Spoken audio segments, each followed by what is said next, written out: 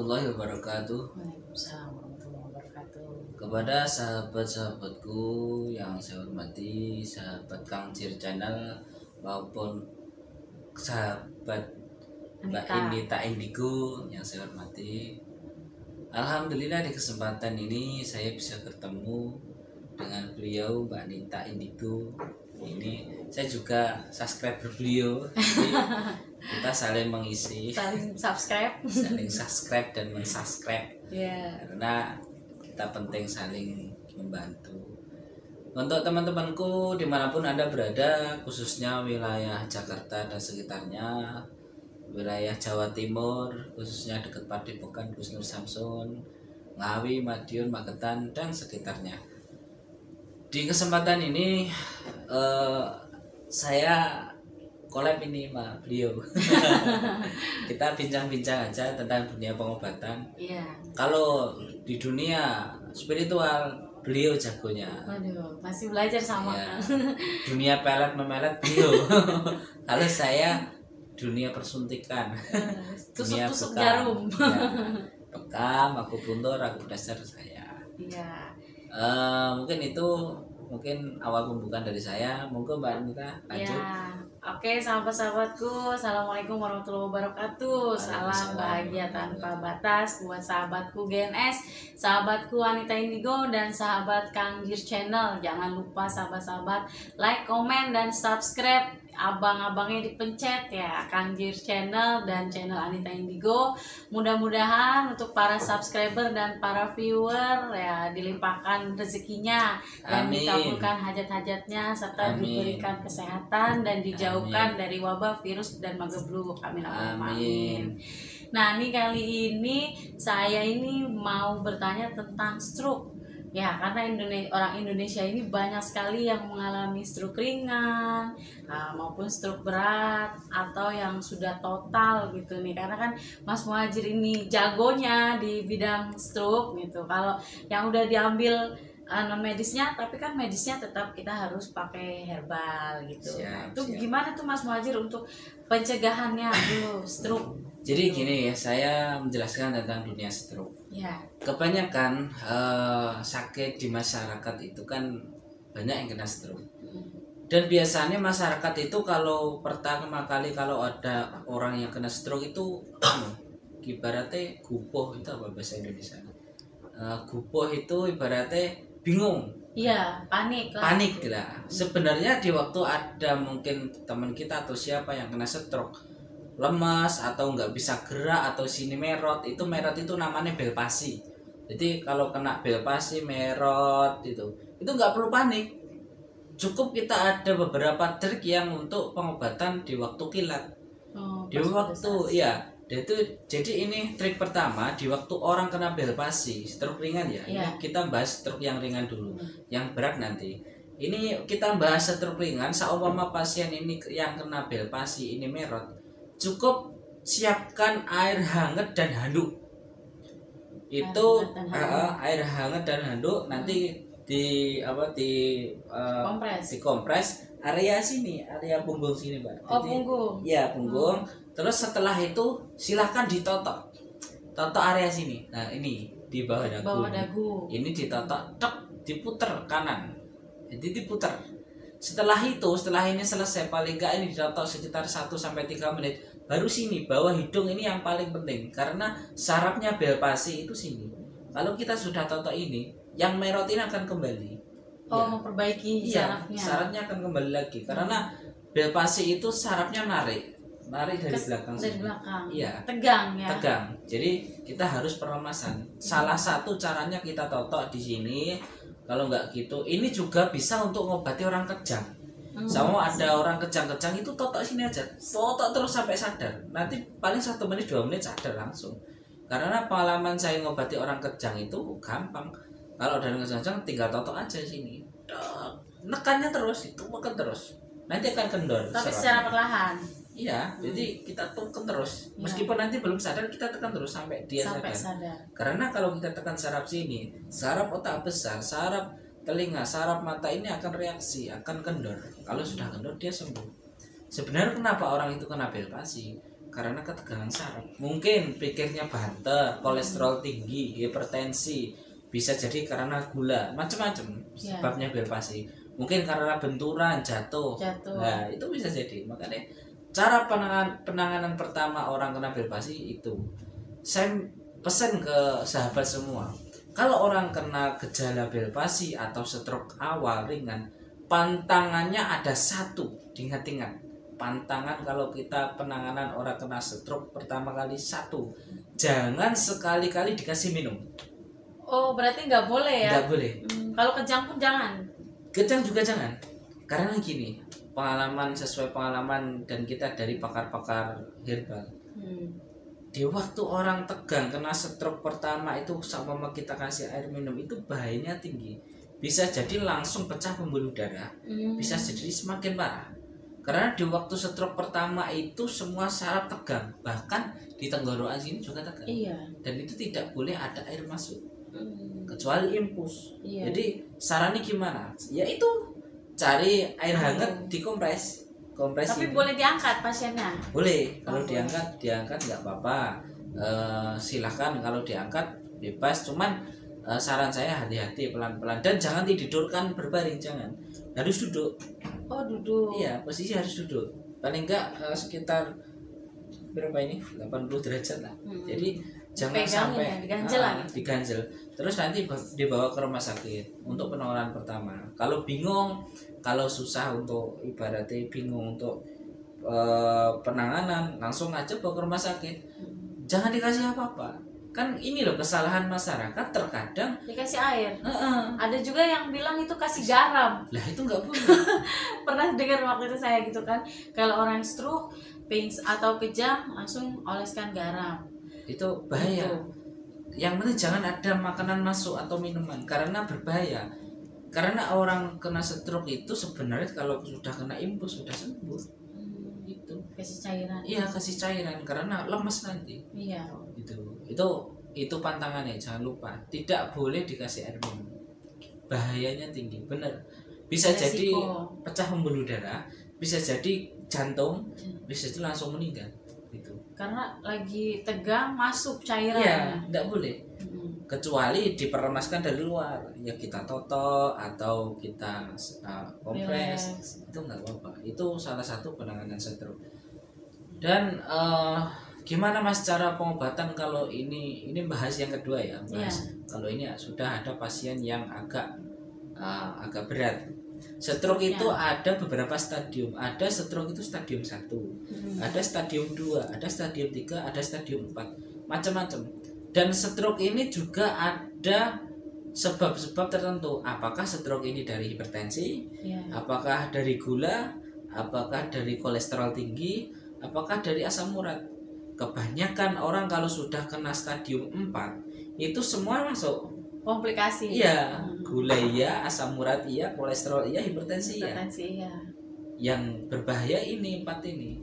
Kalau mungkin stroke-nya karena hipertensi, mungkin sumbatan ke kepala yang sebelah kanan sini, itu masih mudah pengobatan.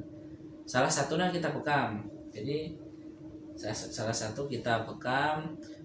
Kalau alat pengobatan saya ini saya gundul laki perempuan. Kalau perempuan mungkin saya ambil tengah aja, nanti kita bekam bagian titik kepala ini.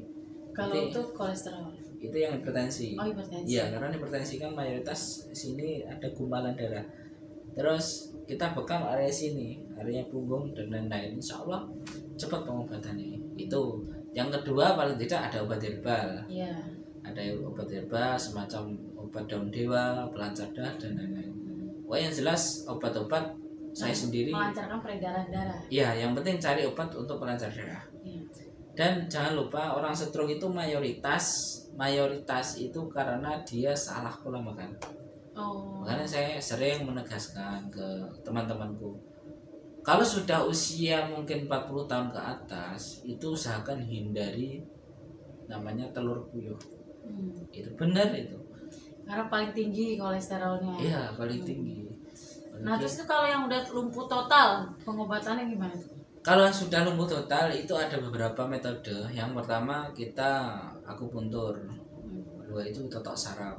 Ada bagian saraf yang harus kita totok. Sama lumpuh. Lumpuh itu kan mayoritas pembuluh darah itu kan peredaran darah susah di kaki. Kalau sudah lumpuh itu minimal pengobatan pertama harus kita bongkar dari jari-jari kaki. Entah itu pakai jari petir, entah pakai pengobatan apa, yang jelas jari 10 ini refleksi yang pertama dari di kaki. Ya di kaki. Kalau nggak gitu, kalau dia sakit ya kita kasih obat-obat khusus. Jadi yang pertama, metode pengobatan yang pertama itu khusus yang parah harus sering-sering paling nggak ada sinar matahari, dijemur.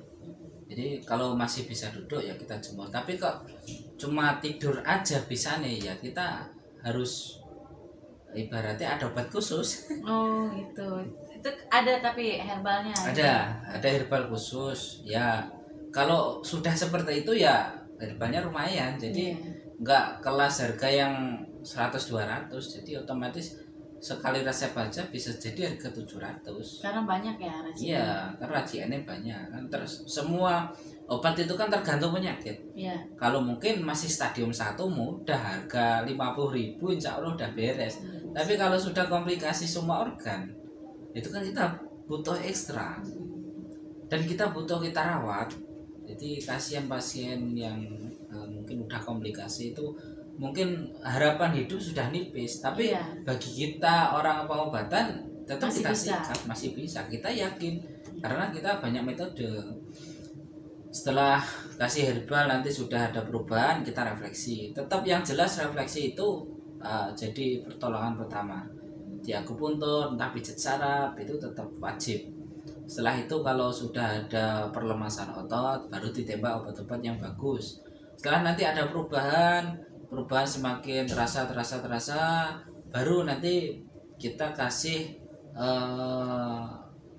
nutrisi. Jadi nutrisi untuk kekuatan tubuh. Kalau sudah nutrisi masuk, insya Allah nanti tubuh akan semakin kuat dan nanti insya Allah menuju kesembuhan mudah. Jadi saraf-sarafnya hidup lagi ya? Iya. Jadi kita kalau dibilang biaya berapa kita nggak bisa menentukan. Nggak bisa memprediksi. Kalau di rumah sakit pun kan memang terapinya beda-beda. Iya. Di rumah sakit itu ada sinar merah, ada jarum kecut dan lain-lain. Terus ke spesialis saraf lagi, ya, bolak-balik ya. Mungkin kalau ke rumah sakit ya biaya segitu lah. Ya sama lah, hampir sama dengan kita. Emang kenapa obat herbal itu terkenal mahal? Ya emang khasiatnya juga bagus. Iya, karena gitu. bukan kimia sintetis. Iya. Kalau sintetis kan sementara, tapi ada efek sampingnya gitu. Jadi gini, setelah itu apakah ada pasien Mbak Nita yang mungkin lebih parah dari itu apa? Biasanya kalau dari saya sering banget saya ngalamin tuh saraf kejepit. Nah, saraf kejepit. Kalau pengobatan saraf kejepit itu ala kita, ala saya itu insya Allah mudah. Yang penting belum dipotong loh ya Pak. Iya. Yang penting belum dipotong. Kalau belum dipotong itu kita ada cairan khusus untuk saraf kejepit. Untuk saraf kejepit. Kenapa? Sebenarnya bahasa saraf kejepit itu kan bahasa kedokteran. Tapi kalau bahasanya orang herbal itu sebenarnya pembekuan darah. Oh. Jadi bukan sarafnya, kan dioperasi itu katanya. Nah, ya itu kan berbagai banyak kalangan kan. Iya. Jadi menafsiri kan sendiri-sendiri. Kalau tafsiran kita itu sebenarnya pembekuan darah. Darah yang tidak bisa berputar bisa jadi karena sumbatan di area punggung. Terus akibatnya menyebabkan pemelaran saraf. Itu kan nanti geser sedikit. Iya. Nah, itu sudah sakit loh. Makanya metode kita pengobatan sebelum kita semprot tak tabok dulu. Oh, gitu. Kita pukul dulu. Jadi kita pukul terus. Jadi mulai pinggang belakang sini, pok nanti sampai atas. Kalau misalkan dia sakitnya di pundak, ya kita pukul di pundak. Pukulnya bukan gini. Oh, jadi tangan begini. Enggak sama loh, karena ini ada uap. Oh, beda. Gitu. Jadi gini, sama mama ini tangan saya yang sakit, ini kesemutan ya. Kita pukul di sini. Kalau untuk kram juga bisa? Ya bisa. Sama Mbak Nita kram dan ya tampuk aja. Ini saya kram. Sering kram di kaki. Ini salah satu terapi yang sering dilakukan orang Jepang. Tapi rasanya sakit. Iya emang sakit. Tapi setelah itu kalau kita geram itu kan langsung mudah. Langsung enteng. Apalagi siapa yang sering cindilan ya. Apa tuh cindilan? Cindilan itu bahasa Jawa ya. Kalau bahasa Indonesia bangun tidur kram. Itu saya. Oh, ya udah. Sama ikan sini kaki menahan ya, kita angkat kaki sini yang sakit. Ya udah. Tapi tahan nafas di waktu ngobati ini harus tahan nafas. Oh, harus tahan nafas. Tahan nafas, tahan. Digerakkan pelan-pelan. Setelah itu nanti kita pukul area sini. Ini. Meskipun kramnya di belakang. Iya, sama. Oh, tetap gitu. sini. Ini pembukaan.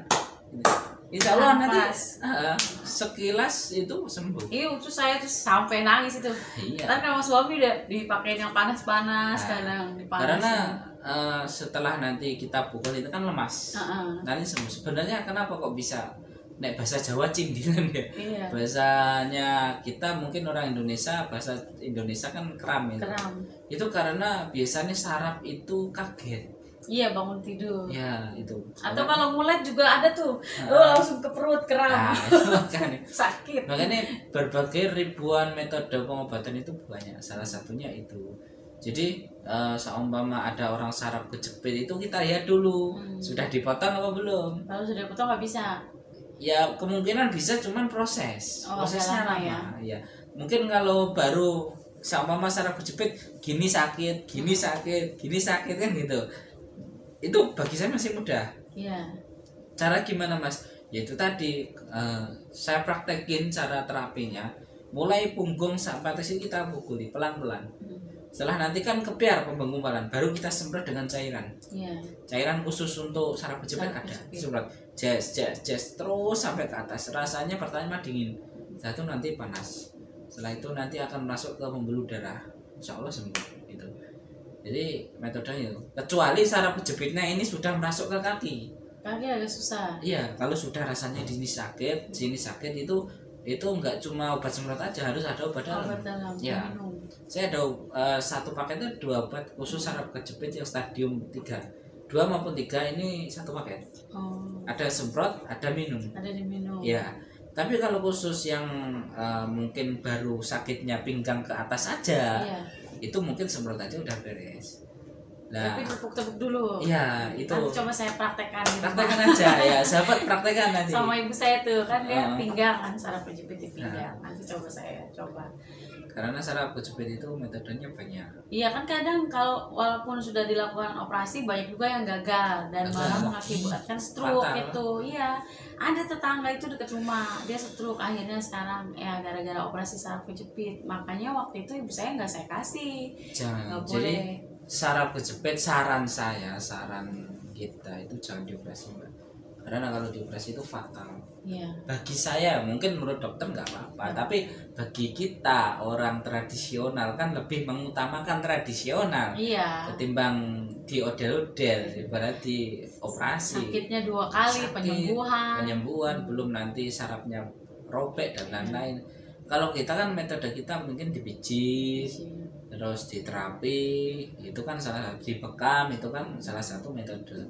Jadi saraf kejepit itu bahasa kasar, jadi masih bisa diartikan sangat luas. Iya. Makanya kita harus pintar-pintar selaku kita pengobatan tradisional, kita harus paham. Kadang ada juga loh tukang urut yang bohong bilangnya harus ditarik sarafnya dikeluarin lagi. Oh itu sakit banget itu. Oh jangan. Megangnya sampai diteken-teken.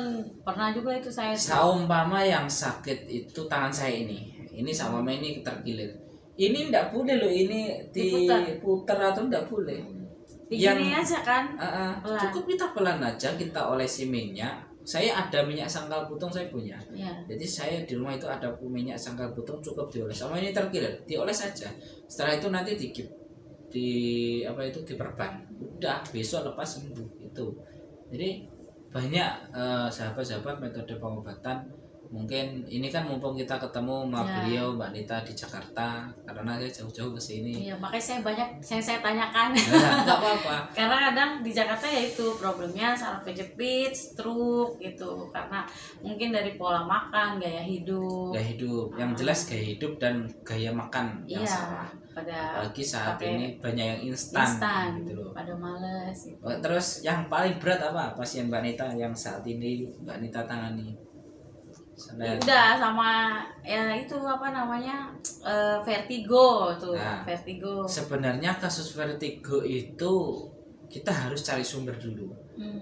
Vertigo kalau pengen sembuh itu yang kita obati nomor satu lambung dulu. Karena vertigo sakit sini itu asal mula dari sini. Oh, dari asam lambung. Ya, asam lambung dibenahi dulu. Asam lambung itu ada beberapa tingkatan. Ada yang biasa, ada yang sudah GERD, ada yang sudah komplikasi lambung, ada ibaratnya di dalam lambung itu ada luka, Iya. ada nanah, ada itu macam-macam. Karena mayoritas penyakit kita itu asal mulanya dari lambung. Dari lambung iya, Iya. semuanya. Makanya saya pesan pesan sebelum mengobati, mungkin vertigo ada obat-obat bantuan, mungkin disemprot atau di terapi itu bagus. Cuman kalau pengen jangka lama nggak akan kumat terus, lambung dibenahi dulu. Caranya mudah, kalau obat-obat lambung ada khusus. Cari kunir putih kalau ada, atau kunir itu aja setiap hari diminum itu. Nanti direbus atau di apa itu diparut, setelah diparut diperas airnya. Nah, airnya diminum itu aja setiap hari. Kunir putih kalau ada, enggak ya kunir biasa itu aja setiap hari. Insya Allah nanti perlahan-lahan sama ada infeksi dan lain-lain nanti akan sembuh. Dia sembuh. Tergantung kadarnya lambung itu kering atau basah. Lambung itu kering atau basah. Kering itu biasanya sudah ngeriput. Lama berarti. Ya kalau kering biasanya agak lama. Kalau basah itu kunir toh nggak dicampur madu atau ya lebih baik dicampur madu, tapi cari madu yang asli zaman sekarang itu susah. Iya. Kalau di rumahku pasti asli, nggak asli tak kembalikan uangnya. Karena kita punya ternak gitu loh. Jadi kita ternak bukan kok kita campur, enggak. Langsung aja ambil di ternak saya, udah beres. Saya ada, jadi Pak Lek saya yang punya ternak itu. Ternak madu liar. Iya, madu kelacang. Jadi di situ benar-benar asli. Jadi bahkan pasien itu saya suruh ke tempat saya, suruh ambil sendiri, biar nanti dia nggak seudon ke saya. Iya. Gitu. Biar lihat ya. Ini ambil sendiri langsung dari apa itu tempat pengambilan madu. Jadi ada khusus nanti disaring. Itu benar-benar madu asli.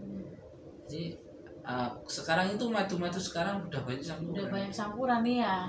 Itu bagus madu dengan apa itu kunyit itu bagus. Terus mungkin sahabat-sahabat mungkin kalau ada orang yang nyun sewu bahasa Jawanya budak. Iya. Nah budak ya wah. Ya budak ya. Bolot. Bolot atau tuli lah. Iya, kurang pendengaran. Pendengaran kurang itu. Kalau metode pengobatan saya itu pakai media terapi uap. Oh, ada alatnya. Ya ada obatnya itu kayu putih itu. Nanti dites di air panas mendidih, tes 3 tetes, setelah itu dihirup. Urus, lakukan sehari 3 kali. Nanti urusan perbudekan sini, urusan mata, urusan sering gemuruh. THT berarti jatuhnya ya. Beres semua. Telinga, hidung, tenggorokan tuh. Siapa yang sakit itu telinga, hidung, tenggorokan, mulut dan lain-lain. Iya. Obatnya cuma itu. Murah 75.000, pesen ke Mbak Anita. Endorse lagi sahabat-sahabat produk PCLN. Ini produknya PCLN loh ya. Kita nggak main-main. Karena saya dulu yang cobain, soalnya kadang-kadang saya suka nggak kedengeran. Nah, coba aja. Terus selain terapi uap itu nanti ini ditetes terus diusarkan di sini. Oh iya, di dalam daun aja. Sini. Di daun ya, luar dalam terus sini area sini. Iya. Ya. Karena sini titik tertentu. Kenapa orang itu kok bisa tuli? Itu karena asupan oksigen di saraf itu tersendat. Bahkan ada semacam darah itu nggak lancar area situ. Semacam sekecil itu pun. Jadi harus kita dengar. Iya. Itu lari ke mata juga ya terapi otomatis. uap. Itu terapi uap itu juga nanti penglihatan akan bagus, min plus insya Allah sembuh. Ya. Nah, mudah kan? Cuma 75.000. Tetes kayu putih, air hangat. Itu juga penolak corona loh ya. Saya gara-gara punya produk kayu putih itu bisa menyembuhkan, menyelamatkan nyawa, jutaan nyawa di waktu corona meledak kemarin. Gitu Mbak. Iya. Itu di waktu setiap hari meninggal 5, 6, 10 orang, sampai siaran di musola di masjid itu direnteng gitu. Nomor 1 yang meninggal si A, nomor 2 si B, nomor 3 si C. Jadi saya setiap hari mendengar suara orang meninggal itu kayak semacam gimana ya? Kok ada ya zaman ini, apa sudah zaman tua? Aku sempat mikir itu. Iya, banyak banget itu. Makanya saya Bendera kuning di mana-mana. alhamdulillah berkah bantuan kayu putih itu, saya kerja sama perawat juga ambil ke saya, tapi itu diam-diam karena nanti kalau ketahuan ribet. Iya. Tapi emang obat itu membantu kan, kebanyakan kalau orang kena corona kan sesak nafas dan penciuman ini hilang. Iya. Musuh kayu putih detik itu juga langsung bisa nyium. Ampuh kan. Terus sahabat-sahabat, nanti kalau dari saya mungkin bisa saya tambahkan asma untuk Nggak apa-apa. Muafia. Jadi Itu, kalau ada gangguan, dia bekerja dengan sendirinya. Gitu. Urusan perjinan banyak. Kayak plesetan bel.